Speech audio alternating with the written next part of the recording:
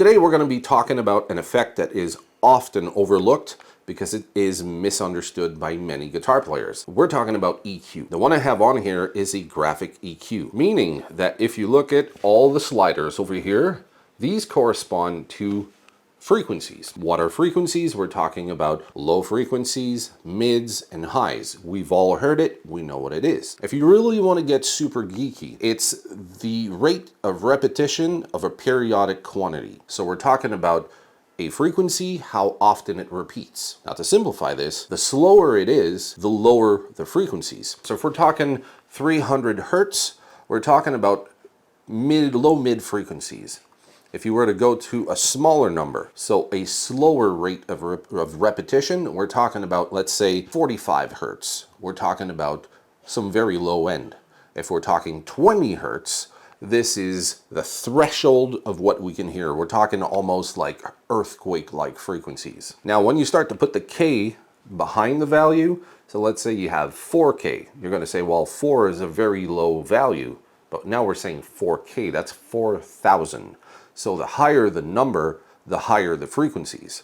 So if we're talking really high frequencies that start to hurt your ears, we're talking like 4K, 2K, and up. On the EQ, you will notice here that we do have some of these values. We have 2K, 4K, 8K, 16K, and those are really high frequencies. To your left, over here, those would be our lower frequencies. In the middle would be the mid frequencies, and these would be high mids to high frequencies. Now, what do we do with this information? We get to decide how we're going to use the EQ in relation to the pedals that we have on our board. So I've kept this as simple as I could. I have a big muff after the EQ. What is that going to do? Now, in terms of tone, that means that my guitar is going straight to the EQ. So that's the first thing it's going to be affecting is the pickups in my guitar.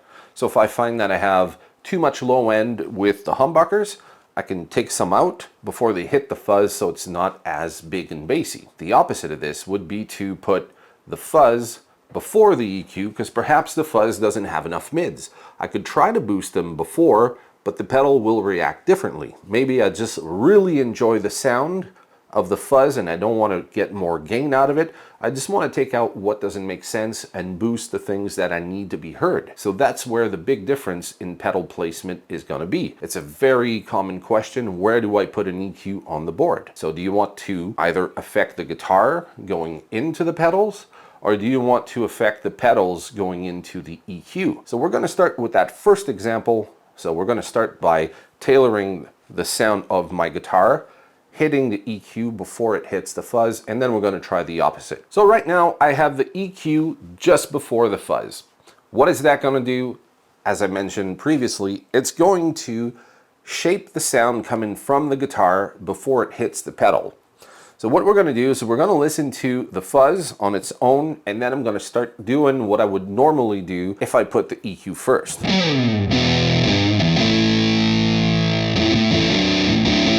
Right now I'm using the neck pickup, which is a humbucker.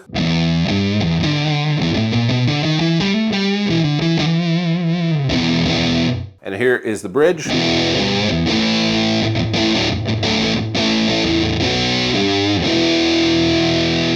All right, so now we're going to kick in the EQ with everything in the middle. With this pedal, you can feel it recess when it hits the middle, so that way you're not boosting anything or taking away frequencies without knowing it.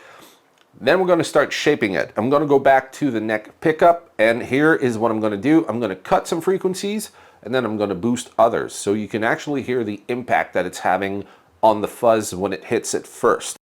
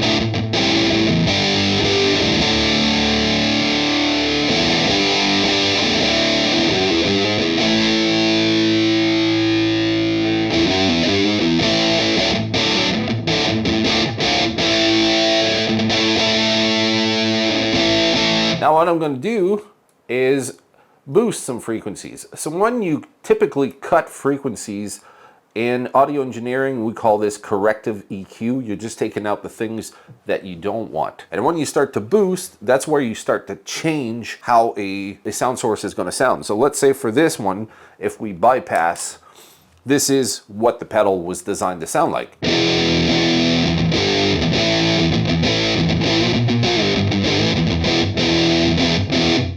But now if we start boosting, we start to alter how the pedal's going to react, because we're going to be sending more volume because we're boosting each frequency band, which increases the volume.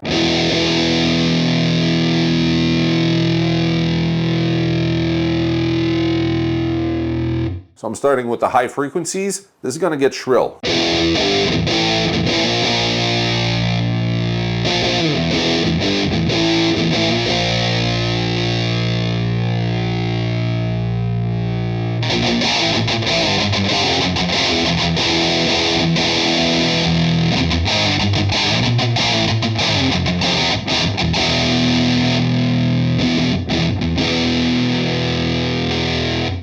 Now, I just heard a frequency that gives a kind of like when you take a wah and you park it at a specific place just to get that kind of honky mid.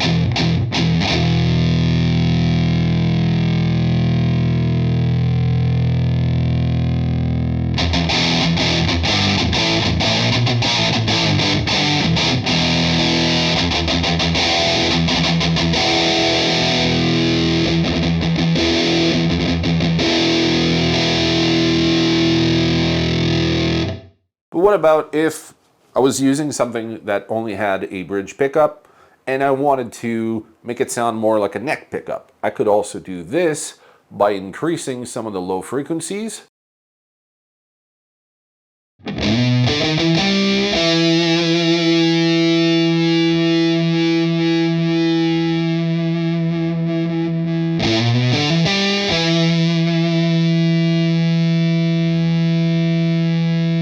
And scooping out some of the mids is also going to help.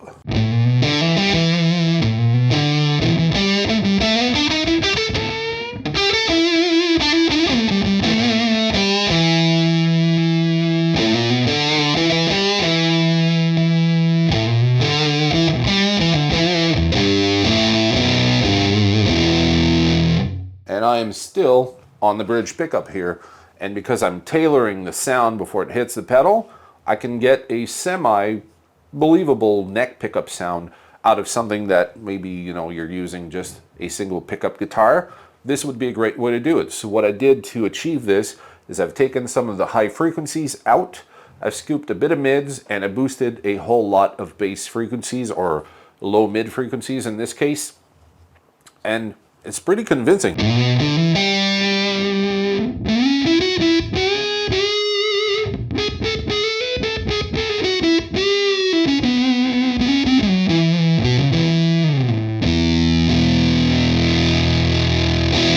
Now we have the EQ after. Let's have a listen to how drastic of a change that we can get from this EQ when it's placed after your pedals.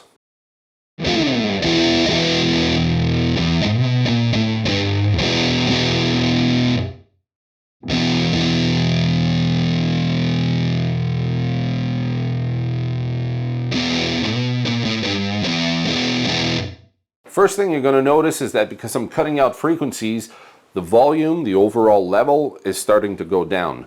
This is why we have a level over here. Some people call it makeup gain, and what that means is that as you're cutting down frequencies, you're going to be decreasing the overall output of your pedal. So what you might want to do is try to bypass the pedal and then match the levels so that when it's on and off, it sounds relatively the same level, but there you're going to hear the difference in frequencies.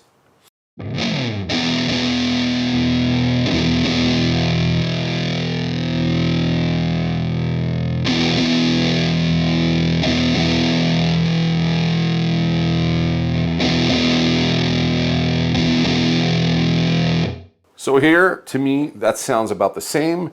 Some people call this technique unity gain, meaning that when you put the pedal on and when you put it off, it's basically the same level. You're not fooling yourself into liking what is louder.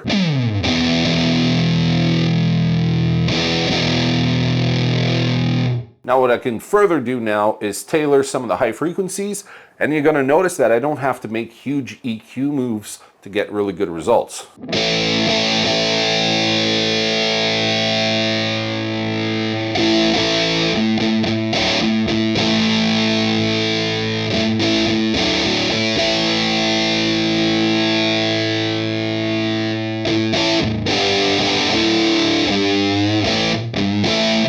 Now the thing that I'm hearing is that the mids are very scooped here. So what I could do is boost some of these frequencies right over here.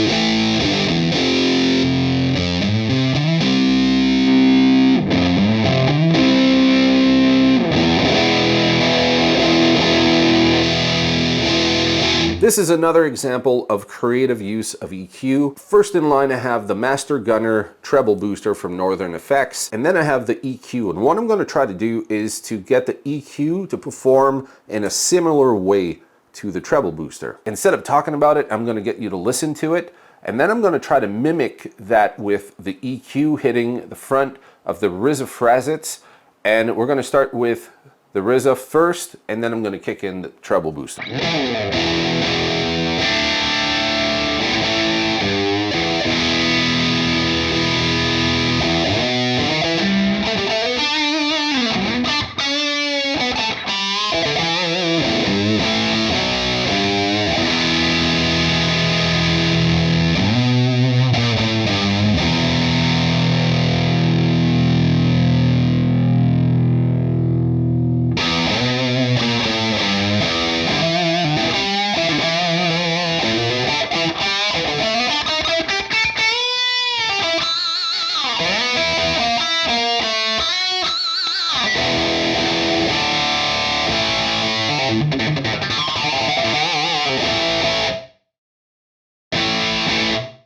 So as you can hear, it's boosting just the right frequencies to make the guitar squeal, and it's something that can be really inspiring for solos.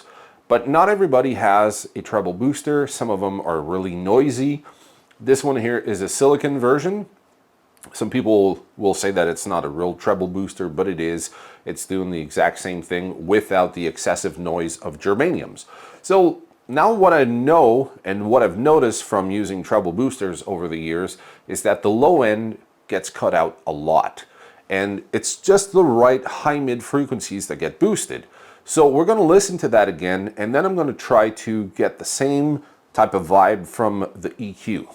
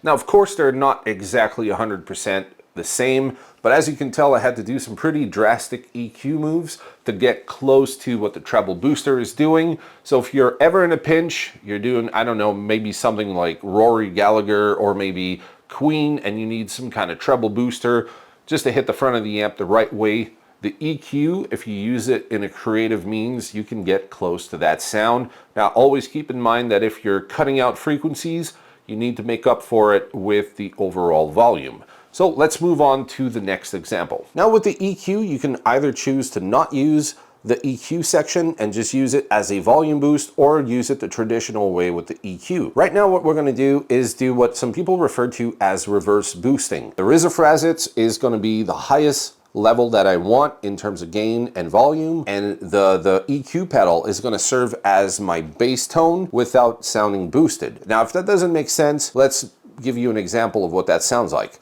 So right now the EQ is attenuated in overall volume, and when I'm going to take it off, it's going to sound like I had a volume boost and a gain boost.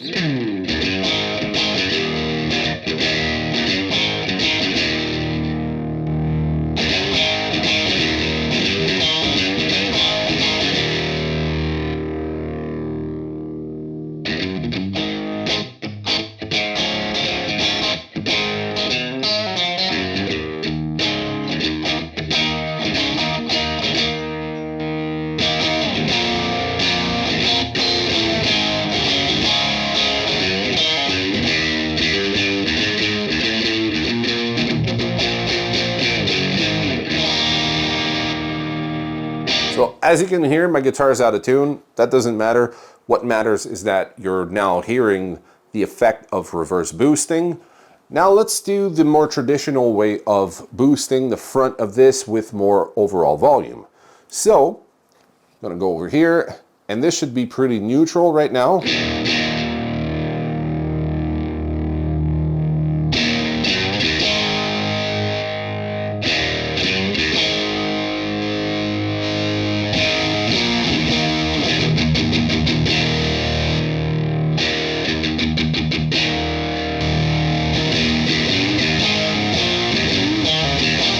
Now you're going to hear that everything got boosted equally. So right now it sounds kind of muffled because I'm getting a whole lot of low end frequency. What I can do now is start to take out some of the low end so that it sounds tighter, kind of like when we kicked in the treble booster.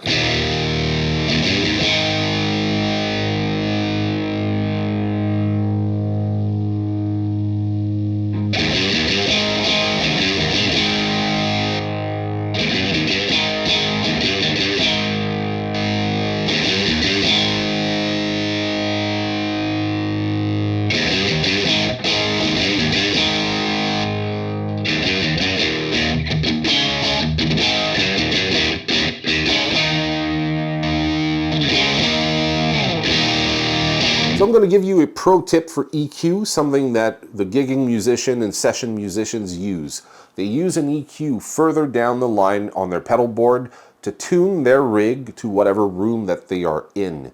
Meaning that if you're on a stage and you find that your rig sounds hyper boomy one night, you can cut out some low end so that you cut through the mix. That way you don't have to go change the knobs on your amp. You can just do it from the EQ. So tuning to a room is actually one of the greatest use for an EQ pedal on your board. So if you enjoyed this video, click on the video appearing right now, and I'm going to see you in the next one. Cheers.